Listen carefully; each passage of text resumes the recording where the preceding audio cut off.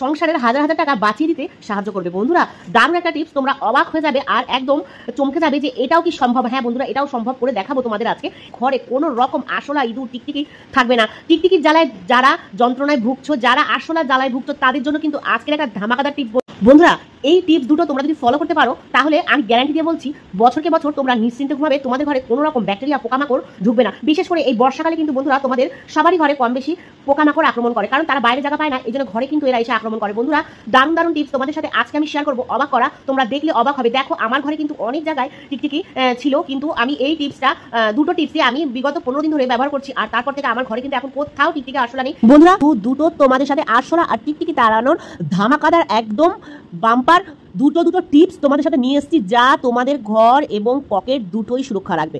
ঘর সুরক্ষা তো থাকবেই, আর সাথে পকেটের পয়সাগুলোও সুরক্ষা রাখবে। তো ভিডিওটা বকবক না করে স্টার্ট করছি, চলো।